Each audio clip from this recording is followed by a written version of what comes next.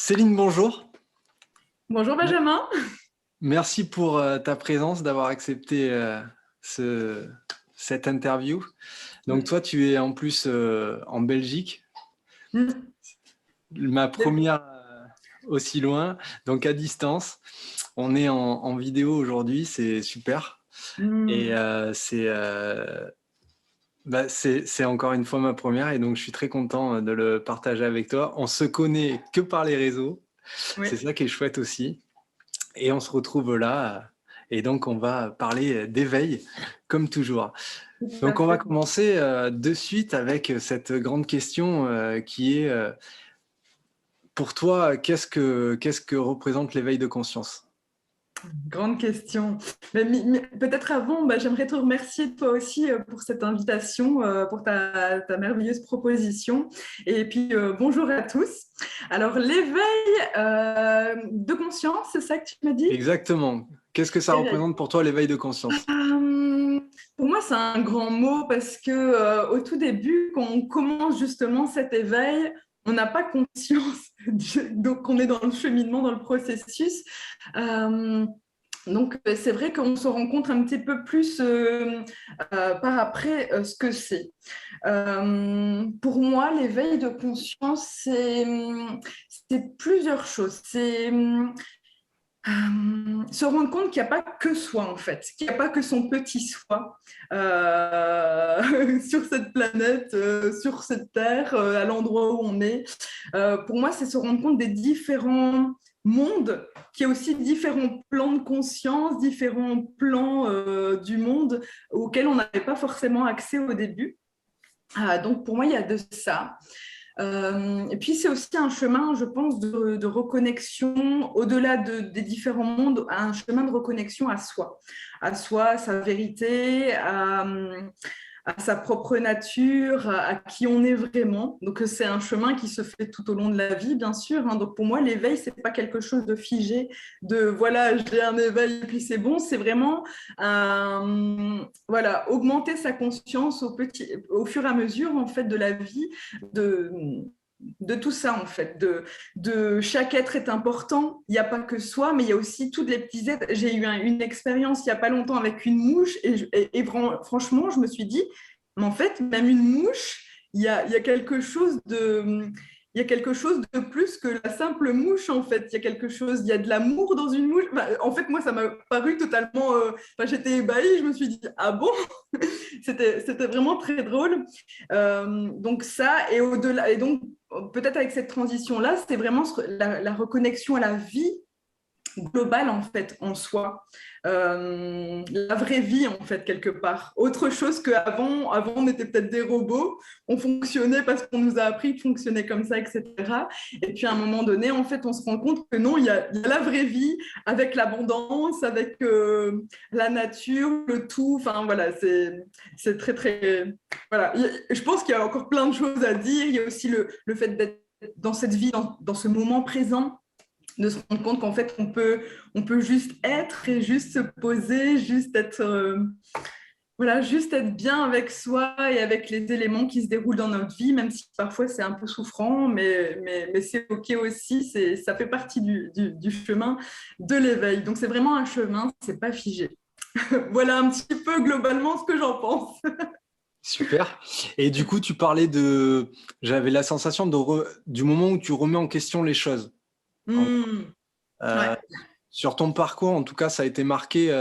Tu as eu des moments plus marqués que d'autres, avec des révélations. Ça a commencé à quel moment pour toi? Quand tu étais jeune, petite?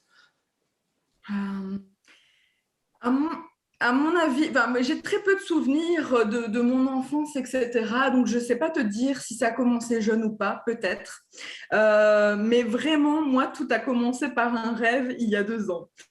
Cette, j'étais, je ne sais plus si c'était pendant ma nuit ou si j'avais fait une petite sieste comme ça.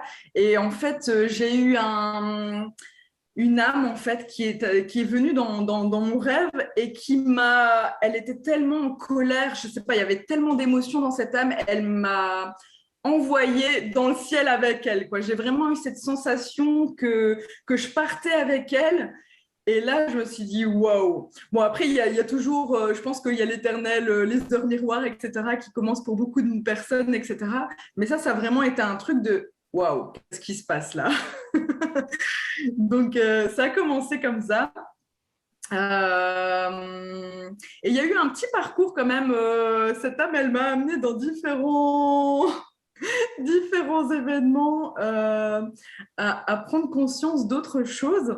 Je ne sais pas si tu veux que j'en parle un peu, je Bien continue. sûr, bien sûr. Tu me parles d'une âme, d'un guide. C'est quoi pour toi Bah, à cette époque-là, je ne savais pas ce que c'était, mis à part que c'était vraiment une entité, quelque chose de très en colère. Bon, à l'époque, je ne disais pas forcément une entité. D'ailleurs, j'en ai parlé à personne. Je me suis dit, mais qu'est-ce qui se passe, quoi, tu vois? Et tu le voyais que Euh, dans tes rêves? je l'ai vu une seule fois dans mes rêves et c'était pour m'élever comme ça au ciel. Mais dans ce cri de colère, en fait, si tu veux. Je ne sais pas si tu as déjà vu le tableau Le Cri de Munch. Et quand je l'ai vu, c'est peut-être que tu iras voir ou que vous irez voir, vous qui écoutez, mais quand j'ai vu ce tableau, je me suis dit waouh! Et encore, c'est pas exactement toute la réalité que j'ai vue, mais c'était vraiment très intense, aussi intense que les émotions qu'il y a dans ce tableau. Et donc, en fait, moi, j'en ai parlé à personne parce que je ne savais pas trop ce que c'était. Je suis pas sûre que j'étais ouverte à cette époque-là au monde de l'invisible, etc.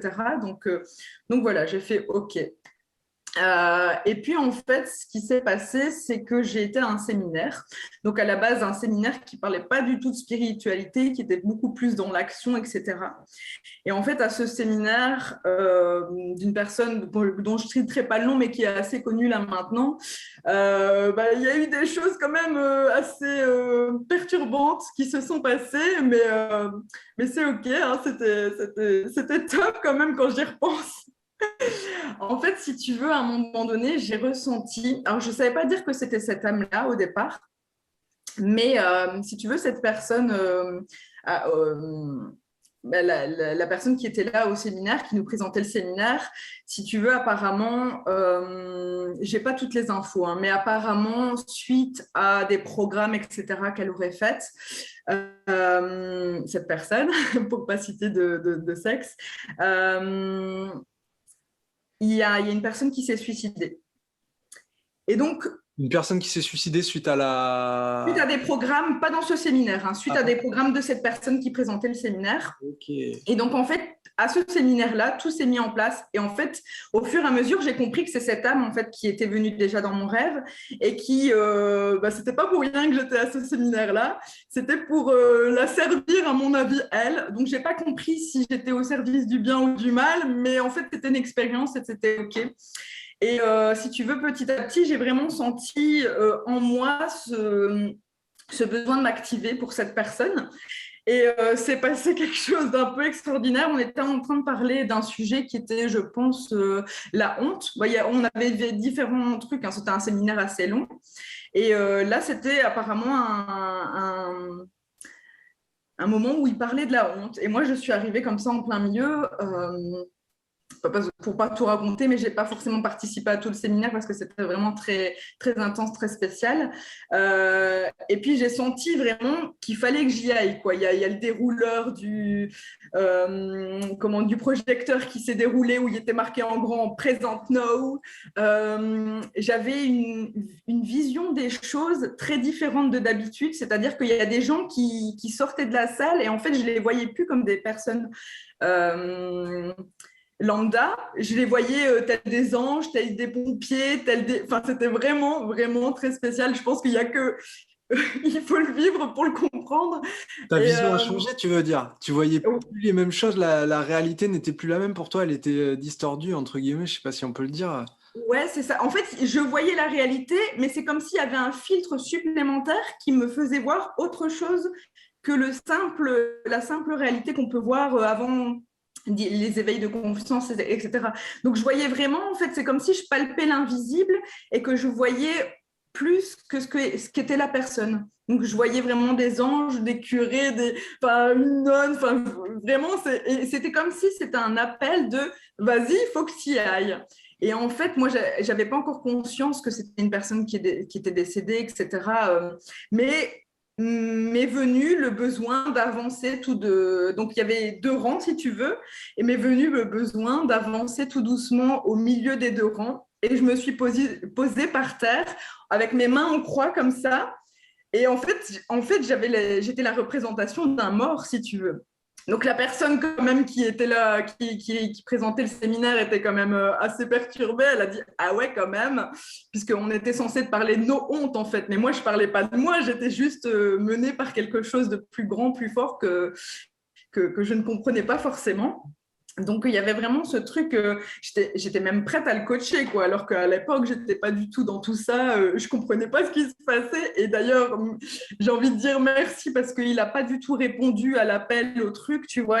J'ai vraiment vu ce truc de beaucoup de protection par rapport à tout le monde. Enfin, c'était quelque chose d'assez énorme quand même. Et donc voilà, il n'a pas répondu à l'appel et heureusement parce que sinon je ne sais pas ce que j'aurais dit, je ne sais pas au service de qui j'étais. Donc voilà, mais ça a été un séminaire vraiment incroyable quoi. Même à un moment donné, donc j'étais censée dans ce séminaire apprendre le coaching et donc à un moment donné je coach quelqu'un et il n'y avait plus de place du tout dans la salle et donc en fait on se retrouve à aller dans la cage d'escalier. Et alors, je te dis, franchement, quand je te dis, on ne voit plus exactement la réalité, j'entre dans cette cage d'escalier et moi, je me crois rentrer dans le film Bruce Tout-Puissant. Tu sais, avec Jim Carrey, je ne sais pas si tu connais. Ok. Cette luminescence, ce truc un peu divin, comme ça, je me dis, qu'est-ce qui se passe, quoi? Et puis, au fur et à mesure du coaching aussi, ça a été très intense. Ma fille, en plus, était là, donc je ne raconte pas tous les détails, mais pour diverses raisons, ma fille apparemment était là et donc elle m'a aussi aidée. Enfin, c'était un truc de fou, quoi. Voilà, donc c'était quand même assez impressionnant ce séminaire-là. Et du coup, derrière, comment tu as évolué? Là, franchement, si tu veux, quand je suis rentrée chez moi, j'avais quelque part.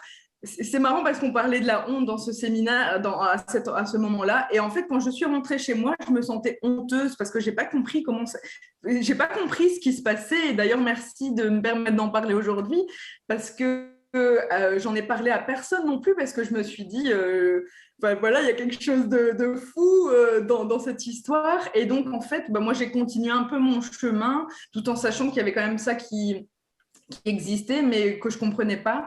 Et à un moment donné, en fait, j'étais dans ma période un peu où j'avais envie d'apprendre, mais j'étais aussi très fatiguée. Alors, je me prenais des moments où j'écoutais des audios en dormant. Des audios, des vidéos. Voilà, j'aurais très bien pu écouter notre vidéo là en dormant. C'était très drôle. Et à un moment donné, je me réveille en sursaut à un mot, c'est flamme jumelle. Donc à l'époque, j'étais absolument. D'ailleurs, aujourd'hui, je ne prétends pas du tout être dans ce chemin-là, mais ce mot m'a hyper scotché, quoi. Il m'a réveillée en sursaut.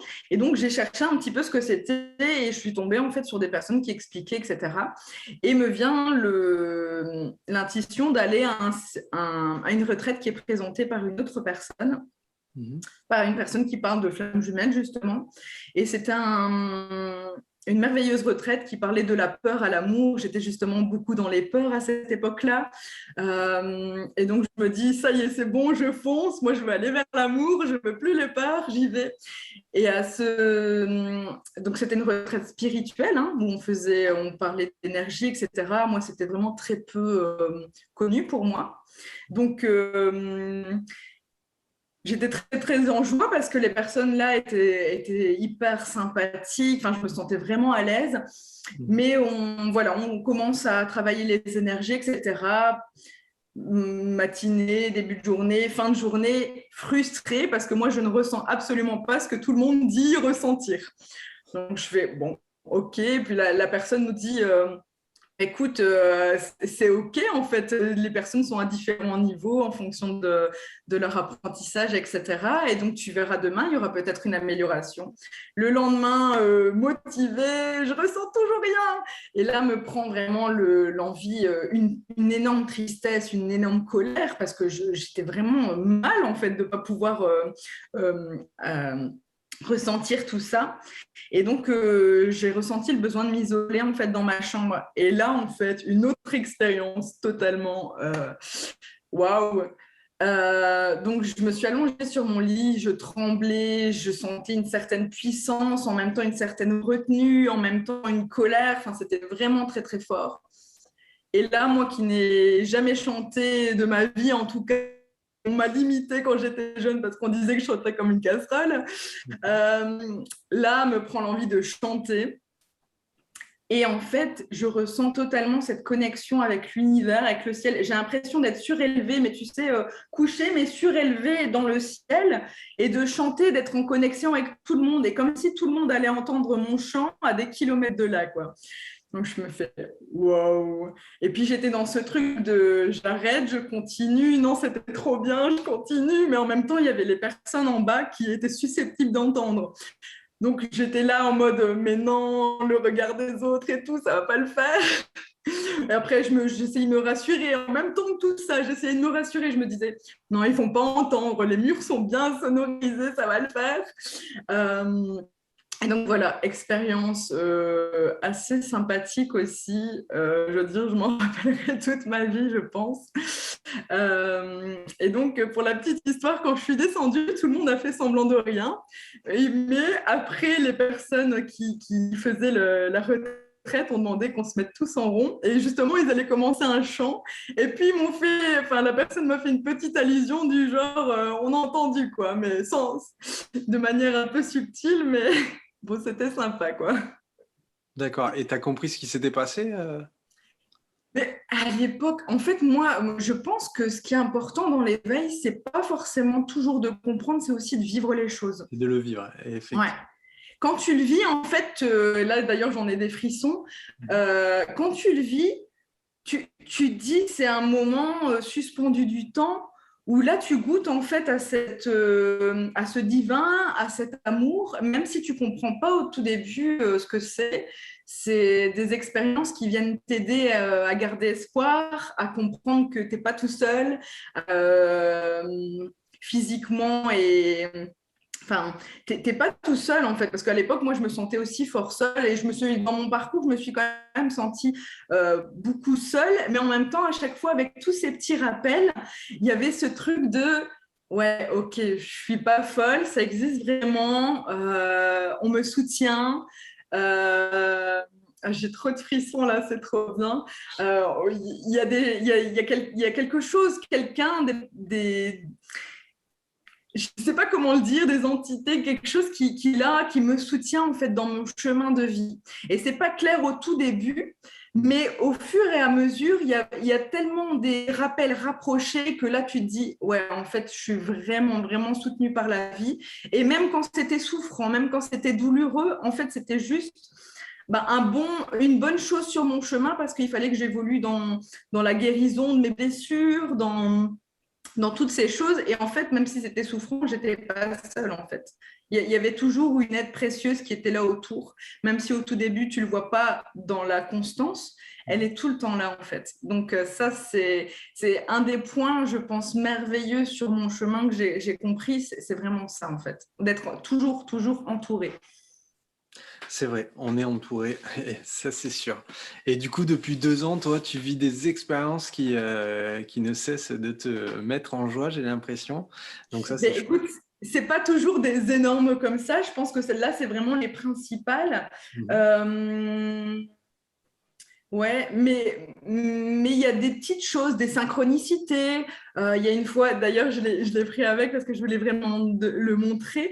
Il y a une fois, je demande à la vie, je fais qu'est-ce que je dois faire? J'avais un choix entre deux choses hyper importantes pour moi. Mhm. Et je dis, mais qu'est-ce que je dois faire, quoi? Parce que c'est comme s'il y avait le truc de je dois me choisir moi, mais en même temps, l'autre truc, c'est pas forcément pour moi, mais ce sera aussi quand même important pour moi. Enfin, il y a quelque chose de très... Et donc, je me mets à dire, aidez-moi s'il vous plaît, montrez-moi le chemin, et si je dois faire telle chose, montrez-moi un papillon bleu. Et vraiment, je le demande comme ça, parce que je me dis, mais pourquoi je demandé un papillon bleu? En plus, si je devais vraiment voir un papillon bleu, je n'en verrais pas. Je pense même pas que ça existe, un papillon bleu, j'en sais rien du tout. Mais à l'époque, je me dis ça. Et puis, vraiment, me vient le moment du choix et j'avais toujours pas eu de signe. Donc, j'ai choisi quelque chose en me disant, c'est pas forcément le bon choix, mais ce sera celui-là, en tout cas que j'ai choisi là. Et puis, 2 jours, je pense que la veille où je devais aller à cet endroit, la veille au soir, il y a j'entends du bruit et en fait, j'entends comme un papillon et qui rentre dans ma salle de bain. Et donc, je fais, bon, c'est bizarre, je vais quand même voir. Et puis, en fait, là, je vois plus rien. Je fais, bah, j'ai rêvé, tu vois. Et puis, en fait, je vois au sol ce petit papillon bleu qui est un petit jouet de ma fille, finalement, mais enfin, qu'est-ce qu'il faisait là, quoi? C'était pas possible que je puisse le voir là, normalement, voilà. Mais il était là. Et puis, finalement, en fait, au fur et à mesure, hein, pour écourter les choses, c'était en fait un papillon de nuit qui était entré, je ne sais pas comment, parce qu'il n'y avait aucune porte ou aucune fenêtre ouverte. Donc, je ne sais pas comment il est rentré. Mais bref, qui m'a montré le chemin du papillon bleu. Donc, tu vois, tous des petits signes comme ça. Ce n'est pas forcément spectaculaire à chaque fois, mais c'est toutes des petites choses sur ton chemin qui fait que tu sais que tu es entouré. Beaucoup les chiffres aussi, au-delà des heures miroirs. Moi, il y a ma voiture qui me donne à chaque fois les kilométrages. Et c'est toujours des chiffres. Quand je rentre dans ma voiture, je sais à quel tempo je suis pour la journée. Non. Ouais, c'est surtout parce que ton regard a changé et que tu sais regarder et voir ces synchronicités. Ouais, peut-être. Bien que des fois, on l'oublie hein, entre les deux. Mais au fur et à mesure, comme c'est rapproché, on le perçoit encore plus. Mais effectivement, je pense qu'il y a le regard qui En s'est tout cas, modifié. aujourd'hui, tu es capable de l'analyser et de voir tous ces signes. Et Ouais, du coup, tu t'en sers un peu pour avancer, si je comprends bien, pour te ouais. guider, entre guillemets, c'est ça? Ouais, alors j'ai pas toujours, comme je te dis, je l'oublie parfois de le demander, etc. Mais effectivement, parfois ça m'aide à me guider.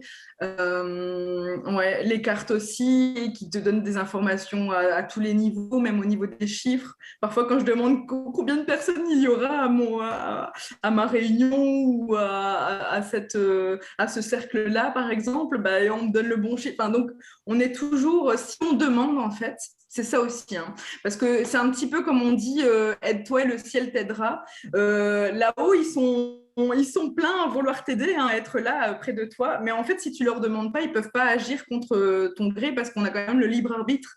Donc, ils peuvent pas venir, sinon ce serait trop magique, quoi. À ta naissance, hop, et tout est magique et c'est fini. Mais il y a vraiment ce truc de, il faut demander, en fait.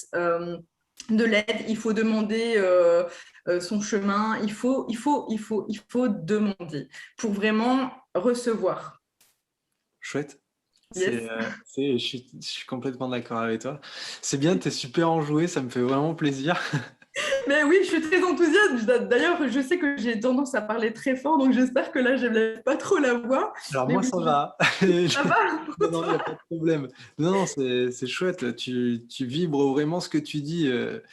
Et du coup, on ressent que pour toi, cet éveil, bah, c'est une joie. Et tu Mm. vois, en début, avant l'interview, on disait en off, justement, je te parlais de ça, que je cherchais à aller vers des gens à interviewer qui ont des réveils pas toujours faciles, mais quand même qui en ressortent de la joie. Et toi, c'est exactement ça. Donc, je suis très content de t'entendre parler de tout ça comme ça.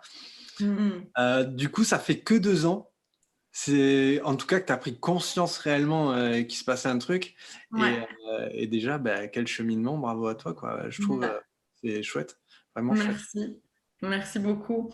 Mais au-delà de ça, il y a vraiment, enfin, si je peux me permettre, hein, je sais Mhm. pas, il y a vraiment aussi le fait que j'ai découvert, je sais pas si tu connais, être jumeau né seul, enfin jumelle maintenant, je le mets au féminin.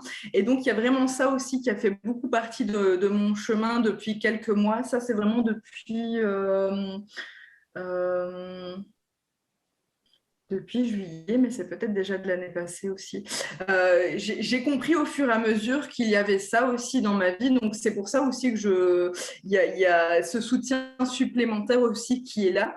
Mais ça, j'ai pas encore assez de recul pour pouvoir en parler, mais c'est vraiment un Tu parles de truc. quoi exactement là? De d'âme Alors, jumelle? alors, c'est pas flamme jumelle, c'est être jumelle née seule. C'est en fait, si tu veux, dans le ventre de ma maman, on était trois. Donc, je l'ai appris au fur et à mesure. Ouais. On était trois et je suis née seule. Et c'est ça, être jumeau et jumelle née seule, en fait. Et il y a très peu de personnes qui le savent parce que finalement, on ne peut pas forcément le savoir parce que quelque part, parfois, la maman va perdre un peu de sang au début de sa grossesse, mais ça ne va pas forcément se voir que c'était Ouais. un embryon. Et donc voilà, tout le parcours, hein, ce parcours-là, un peu, il est aussi très, très générateur de sens, en fait, dans la vie. Et du coup, ça voudrait dire que ces deux âmes, entre guillemets, seraient à tes côtés pour t'aider depuis toujours? Est-ce que c'est ça Ouais, qu'on alors ressent je aujourd'hui? ne sais pas si elles sont là de manière permanente parce que ces âmes, comme elles repartent dans le monde de la visible, elles ont aussi la possibilité de se réincarner. D'ailleurs, j'ai moi-même croisé aussi D'accord.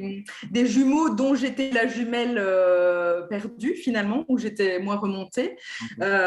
Donc, elles peuvent être là dans l'invisible en tout cas, mais pas forcément de manière permanente. Mais il y a un lien qui est créé en tout cas. Et, euh, et c'est vrai que c'est un vrai coup de pouce dans les deux sens parce que cette De le épreuve-là, savoir surtout? comment De le savoir, c'est un vrai coup de pouce? C'est ça que tu dis? euh, de le savoir et même pas enfin, en fait, de le savoir, ça devient un coup de pouce qui devient libérateur. Mais quand tu le sais pas, c'est aussi un coup de pouce, mais dans pas forcément sur la terre, comme on pourrait dire dans le bon sens du terme, mais ça va t'amener des épreuves supplémentaires sur la vie ou ça va t'amener à prendre des chemins pour t'éveiller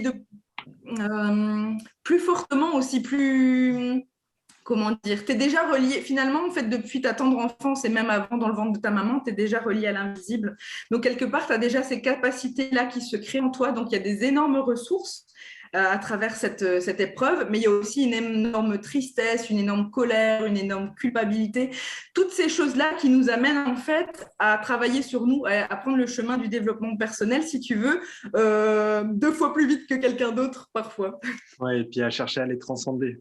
C'est ça, parce que sinon, c'est pas possible, Transformer on peut tout pas. ça en Mm. point positif et t'aider et te donner. Ouais, Ouais, c'est clair. bon, super. Et du coup, qu'est-ce qu'aujourd'hui, alors, tu t'en sers tous les jours, ça j'ai bien compris, avec les synchronicités que tu peux voir. Ça a changé complètement ta vie? Tu as changé de carrière peut-être? Qu'est-ce que ça a changé réellement en toi? Ouais, dans mon chemin, je pense que tout s'est fait au fur et à mesure, même quand j'étais pas forcément consciente. Et je pense qu'il y a une grosse décision qui a été prise. Bah, à l'époque, j'étais dans un couple qui était quand même assez très toxique. Donc là, ça s'est clôturé aussi. Enfin, j'ai pris mes responsabilités et je suis partie. Chose qui n'est pas facile pour les jumeaux nés seuls parce qu'il y a déjà la séparation en fait, dans le ventre de la maman qui Ok. fait qu'on n'a plus envie de se séparer des autres personnes sur la Terre, en fait, quelque part, parce qu'on vient en projection les prendre pour nos jumeaux. Donc il y a ça et il y a aussi au niveau de ma carrière, ça c'est clair. J'étais bon, voilà, autour de moi, j'étais dans un domaine public en fait et autour de moi on me disait mais c'est le boulot limite, je sais plus comment on me le disait, mais limite t'as le cul dans le beurre, c'est un boulot plan-plan, t'as pas trop de pression, mais en même temps t'as une sécurité pour toute ta vie et en même temps il y avait quelque chose de l'ordre. Bon, j'étais quand même dans le social. Mhm. Donc, moi, c'est quelque chose qui me parle vraiment beaucoup, le relationnel, le familial, etc. Donc là, j'étais dans le social, donc c'était un domaine quand même qui me parlait. Je pense que c'est ça qui m'a aidé à tenir. Mais L'aide, en dans même l'aide temps, alors. comment? Tu es dans l'aide alors. Oui, plus dans le relationnel, oui, c'est ça. Oui, l'accompagnement, le relationnel. Et donc, il y avait quand même quelque chose en moi qui me disait non, j'ai pas envie de rester là toute ma vie, j'ai envie de créer des choses, j'ai envie voilà, d'être actif en fait dans cette humanité, même si à l'époque j'en parlais pas forcément comme ça, mais il y avait quelque chose qui voulait évoluer en moi en fait. Et est venu aussi sur mon chemin des difficultés dans cet emploi, c'est-à-dire qu'il y a une nouvelle personne qui est entrée dans l'entreprise publique et donc qui a tout chamboulé si tu veux, parce qu'elle est venue finalement titiller c'est pas ce besoin, mais si tu veux, à un moment donné, elle m'a empêché finalement d'être moi. C'était trop fort en fait. Et j'ai eu un choc vraiment corporel par rapport à tout ça.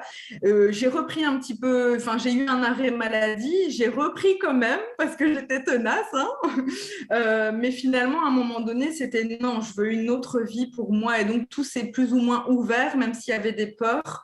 Au fur et à mesure, j'ai pris un congé parental et à un moment donné, s'est posé la question de voilà, est-ce que je continue ou pas?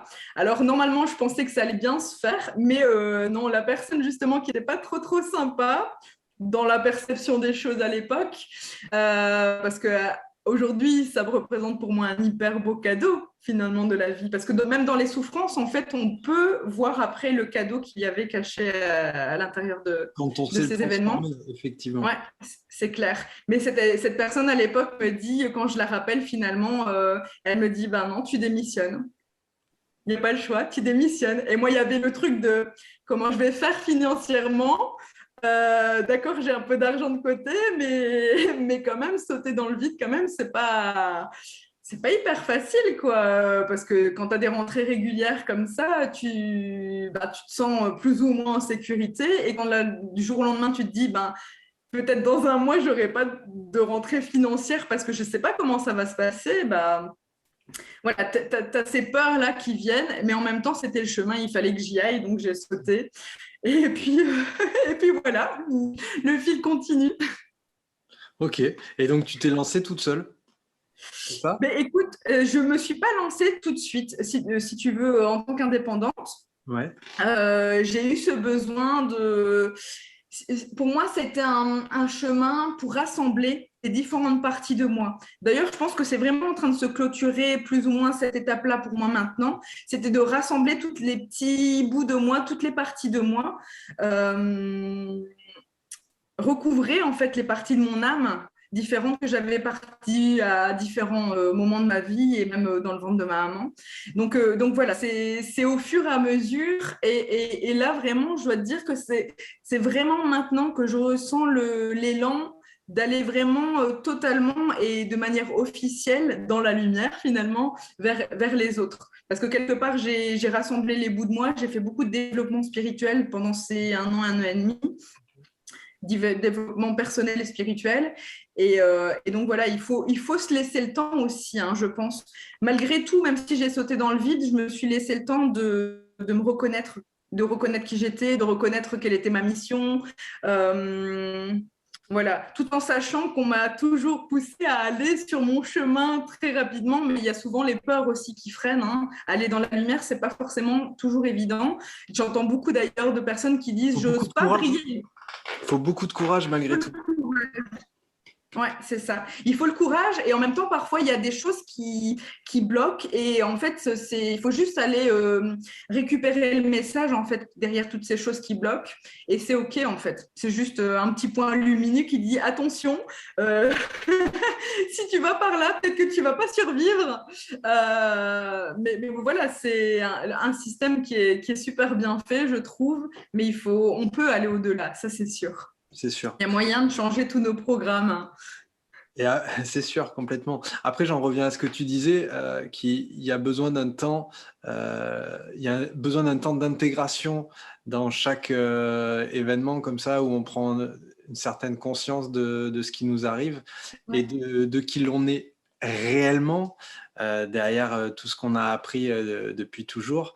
Ouais. Et voilà, tu en as parlé comme ça aussi, donc j'avais envie de rajouter ça en tout cas. Mais merci. Euh, pour conclure, je voulais ton avis. Qu'est-ce que tu pourrais donner aux gens avant de les quitter là, aujourd'hui, qu'est-ce que tu pourrais leur dire, pour ceux qui vivent un éveil, parfois compliqué ou pas en tout cas, mais qu'est-ce que tu aurais envie de partager? Ouais. Euh, alors, j'aimerais partager deux choses. C'est déjà, en fait, si vous êtes en train de vivre ça, c'est que vous avez toutes les ressources pour surmonter ça. Donc ça, c'est déjà une trop bonne nouvelle. C'est déjà un bon premier point. Et ensuite, je pense que dans ce parcours-là, surtout avec tous nos doutes, toutes nos souffrances, etc., c'est important de s'entourer d'amis qui sont comme nous, de s'entourer, de faire peut-être des retraites spirituelles ou des choses qui nous parlent, en tout cas de suivre son intuition. Euh, et ensuite, je pense que c'est vraiment important d'être accompagnée en fait. Et je le dis pas ça parce que je suis accompagnante ou que je sais pas, mais il y en a plein des accompagnants, mais c'est hyper important de pouvoir parler. Je pense que d'être entendu, d'être écouté dans ce qu'on vit, même si on n'a pas forcément de réponse, on peut aussi parler tout seul, hein, c'est OK. Mais même si on parle de ce qu'on vit, même si on n'a pas forcément de réponse, mais qu'on a quelqu'un sur qui avoir appui, je pense que c'est très important en fait, de pas rester seul dans qui on est, dans ce qu'on fait. Voilà, après, il n'y a pas forcément que des accompagnants, il y a des amis, il peut y avoir je sais pas, moi, je n'ai pas forcément fait appel à ça, mais il y a peut-être des forums qui parlent de ça. Enfin, voilà, d'aller au-delà en fait de ce qu'on vit et de pouvoir en parler en fait, d'aller à l'extérieur aussi, pouvoir montrer ça. Voilà mon petit conseil, ce que je pourrais dire pour les personnes qui vivent ça en ce moment. Et aussi peut-être qu'aujourd'hui, c'est peut-être un mauvais moment à passer, mais sachez qu'au bout du chemin, il y a aussi la lumière. Et pas au bout du chemin, au bout très loin. À chaque fois, à chaque bout de chemin, il y a de la lumière en fait, et il y a des choses magnifiques aussi à vivre. Super. Et du coup, toi, aujourd'hui, ton but, c'est d'accompagner les gens, dans cette démarche-là? Oui, il y a différents buts. En fait, moi, je pense que le grand connecteur, c'est le cas de le dire, je pense, c'est vraiment mettre en lien. Mettre en lien les personnes avec eux-mêmes, mettre en lien les personnes avec d'autres personnes, mettre en lien avec le monde divin. Et il y a aussi ce pan-là qui a toujours été présent, mais auquel je n'ai pas forcément voulu regarder toujours tout de suite, c'est vraiment mettre en lien dans la famille. Parce qu'on dit souvent que parfois il faut s'éloigner de notre famille parce qu'elle n'est pas trop bonne pour nous, elle nous met en basse énergie, etc.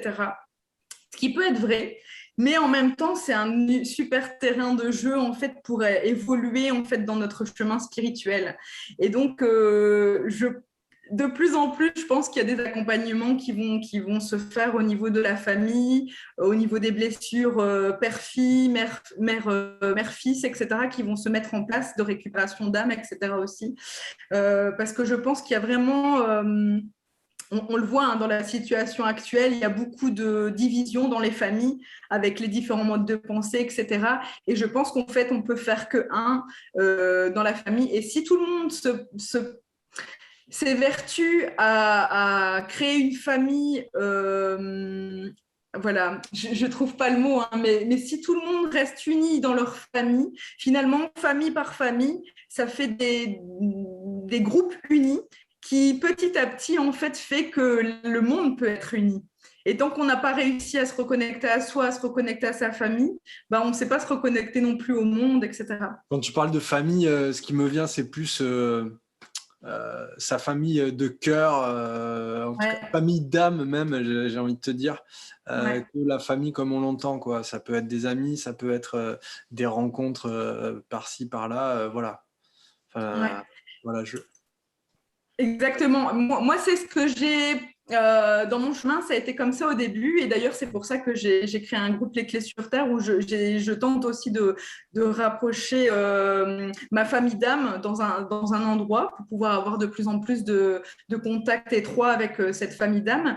Mais en même temps, notre famille d'origine, hein, de sang, pour moi, c'est vraiment un endroit où on peut apprendre tellement de choses. C'est vraiment à la rencontre de l'autre, en fait, qu'on apprend plein de choses. Parfois dans la souffrance, parfois dans la joie, mais on apprend plein de choses et parfois on se rend pas compte parce que des personnes nous font souffrir, mais elles peuvent être aussi dans notre famille d'âme. Ok, bon, mais super. Merci beaucoup pour cet échange. Mais merci à toi, Benjamin. Je mettrai donc, si tu le veux bien, les liens de ta page pour les gens ceux qui souhaitent rejoindre ton groupe notamment. Voilà. Avec joie, avec plaisir. Du coup, bonne continuation à toi. Merci et à toi aussi. Vraiment, joie que tu partes comme ça, que tu aies des élans d'aller à la découverte d'autres personnes parce que c'est dans ces rencontres qu'on se rencontre soi aussi. Donc, bravo à toi pour ce chemin. C'est gentil.